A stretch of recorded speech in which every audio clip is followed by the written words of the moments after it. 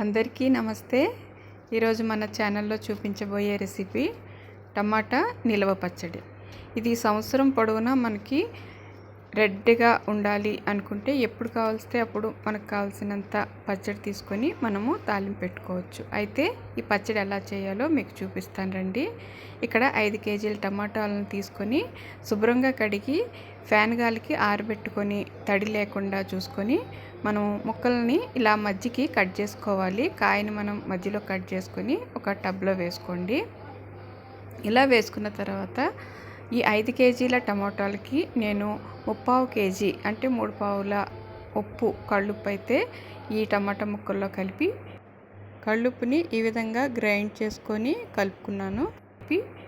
రాత్రి అంతా పక్కన పెట్టేశాను. అంటే టోటల్గా ఒక 8 అవర్స్ వరకు నేను నైట్ అంతా ఉంచేసాను మూత పెట్టి. మార్నింగ్ చూస్తే దీంట్లోంచి మనకి ఈ టమాటా ఉప్పు వేసాం కదా, ఈ టమాటాలన్నీ కూడా ఊరి మనకి రసం అనేది కిందకి దిగుతుంది. తర్వాత ఈ టమాటాలను కూడా మనం మొత్తం ఒక్కొక్కటిగా లేకపోతే రెండుగా తీసుకుని మొత్తం చేత్తోటి ఇలా పిండేసుకోవాలి. దాంట్లో టమాటా రసం అంతా కూడా మనకి ఈ టబ్లోకి వచ్చేయాలి. ఈ ముక్కలన్నింటినీ కూడా వేరొక టబ్లోకి మీరు వేసుకోండి. రసం అయితే ఇంత వచ్చింది. మొత్తం చూడండి, పిండేసిన తర్వాత టమాటా ముక్కల్లోంచి రసం అయితే ఇంత వచ్చింది.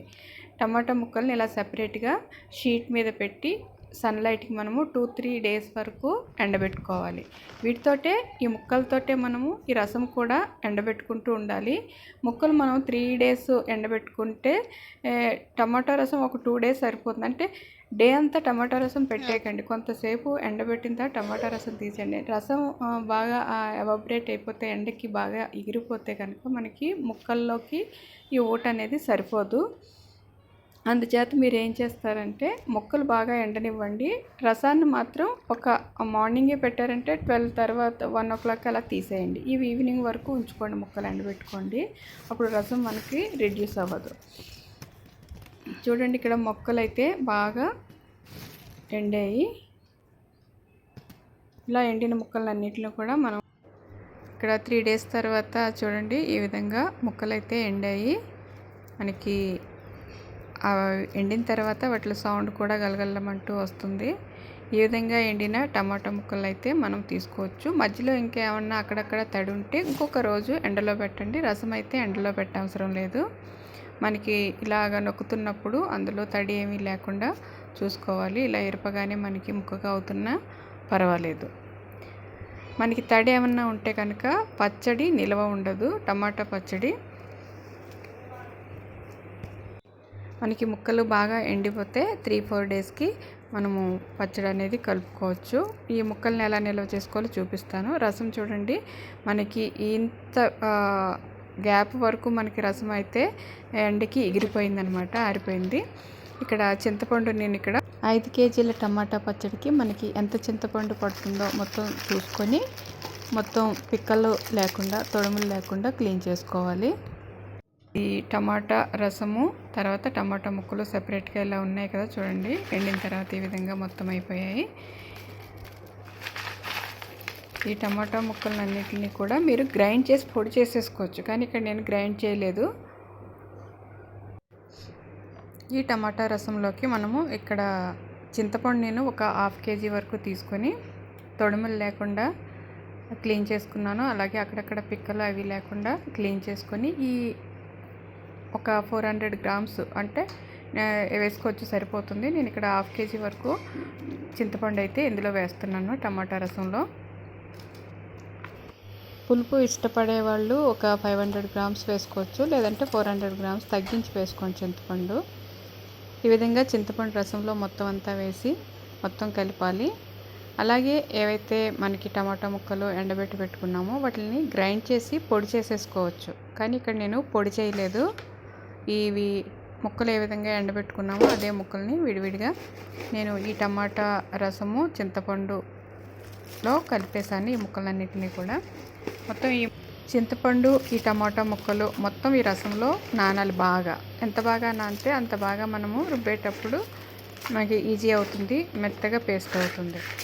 ఒక 3-4 డేస్ వరకు మనం మూత పెట్టి ఈ రసంలో ఈ చింతపండు టమాటా ముక్కలు నాననివ్వాలి. మధ్య మధ్యలో మనము ప్రతిరోజు మనం కలుపుతూ ఉంటే అవి బాగా నానుతాయి.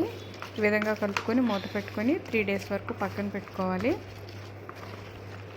మనకి వెట్ గ్రైండర్ ఉంటే వెట్ గ్రైండర్లో నానిన తర్వాత రుబ్బేసుకోవచ్చు. లేదంటే చాలామంది రుబ్బుతారు కదా రోల్లో వేసి, ఆ విధంగా అయినా రుబ్బేసుకోవచ్చు. లేదంటే మిక్సీ జార్లో కూడా వేసి రుబ్బుకోవచ్చు. ఇక్కడ చూడండి 3 డేస్ తర్వాత ఇలా మొత్తం రసం అంతా ముక్కలు బాగా పీల్చుకున్నాయి, మెత్తబడ్డాయి.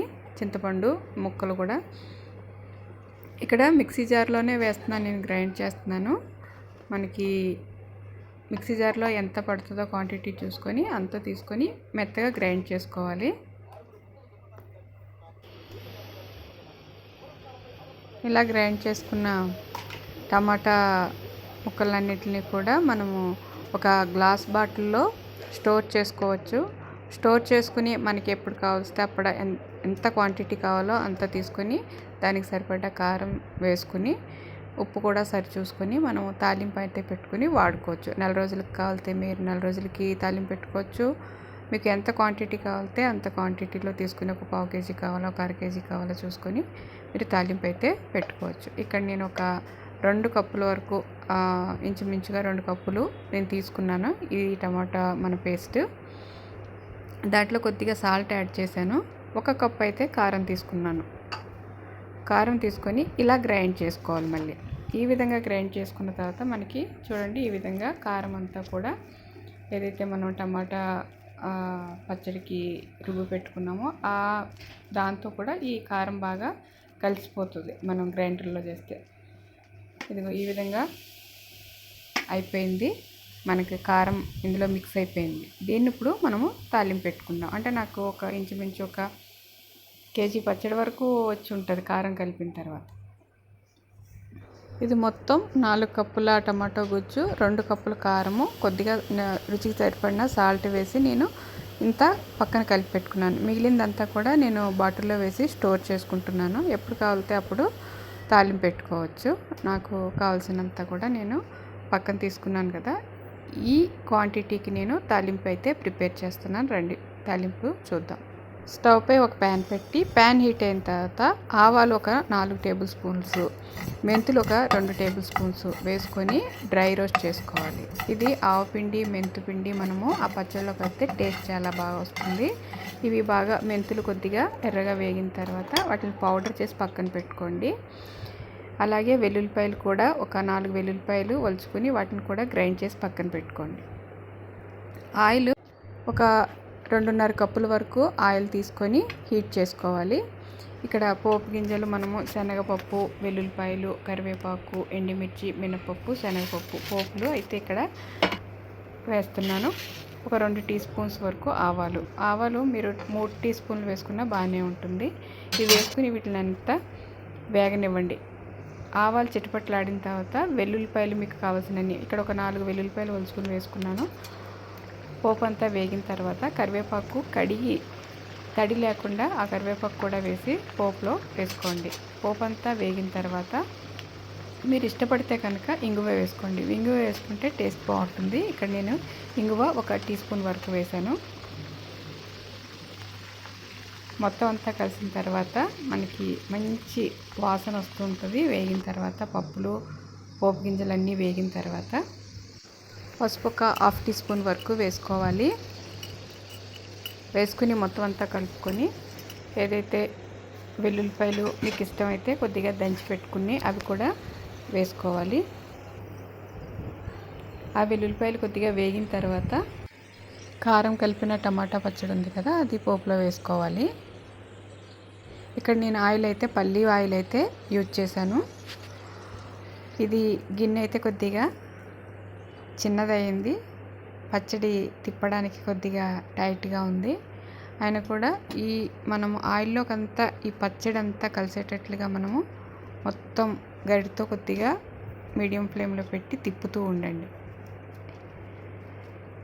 మనం వేసిన పోపు అంతా ఆయిల్ అంతా ఈ పచ్చడి అంతా కలిసిపోవాలి. అదే మనం గిన్నె పెద్దది పెట్టుకుని ఉంటే మనము తిప్పుకోవడానికి ఈజీగా ఉండేది. నేను గిన్నె చిన్నది పెట్టడం వల్ల కలపడానికి కొద్దిగా టైట్ అవుతుంది. చూడండి ఈ విధంగా ఆయిల్ అంతా మనం ఈ పచ్చడిలో కలిసే విధంగా మొత్తం కలిపేసుకోవాలి. మీకు సాల్ట్ ఏమైనా తక్కువ అనిపిస్తే కనుక కొద్దిగా సాల్ట్ యాడ్ చేసుకోండి. సాల్ట్ అయితే సరిపోతుంది. ఫైనల్గా ఏదైతే మనము ఆవాలు మెంతిపిండి కలిపి పెట్టుకున్నాం కదా, స్టవ్ ఆఫ్ చేసి కొద్దిగా గోరువెచ్చగా ఉన్నప్పుడు మనము ఈ పౌడర్లు కలిపేసుకోవాలి. ఇది కూడా మొత్తం ఆయిల్ తర్వాత ఈ పచ్చడిలోకి అంతా మిక్స్ అయిపోవాలి. అంతేనండి, మన టమాటో నిలవ పచ్చడి అయితే రెడీ అయిపోయింది. మీకు ఎప్పుడు కావలిస్తే అప్పుడు మిగతా స్టోర్ చేసి పెట్టుకున్న పచ్చడిని మనము కలుపుకొని వాడుకోవచ్చు. అదే కనుక మనము కారాన్ని కలిపి పెట్టేయచ్చు, కానీ పచ్చడి నల్లబడుతుంది.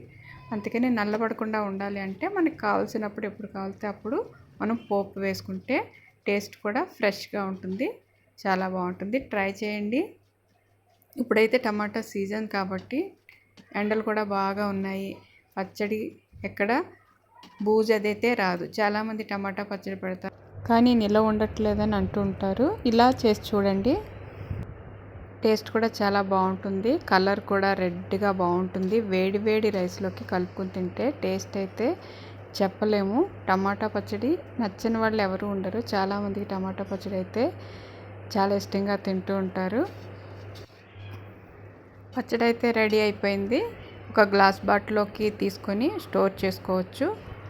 మీకు ఆయిల్ ఏమి తక్కువ అయింది అనుకోవద్దు. ఆయిల్ తక్కువగా అనిపించదు, మనం కలుపుకునేటప్పుడు సరిపోతుంది. ఆయిల్ ఏమైనా తక్కువ అయితే మీరు పైన కొద్దిగా హీట్ చేసుకుని చల్లార్చిన తర్వాత కలుపుకోవచ్చు. అంతేనండి, ఎంతో టేస్టీగా ఉండే టమాటో పచ్చడి అయితే రెడీ అయిపోయింది. మీకు నచ్చితే లైక్ చేసి షేర్ చేయండి. అలాగే కామెంట్ రూపంలో మీకు ఎలా వచ్చిందో చేసి చెప్పండి. చూస్తూనే ఉండండి సుధారాం కల్చరల్ ఫుడ్స్. మరిన్ని వీడియోల కోసం అందరికీ నమస్తే. ఉంటాను. బాయ్.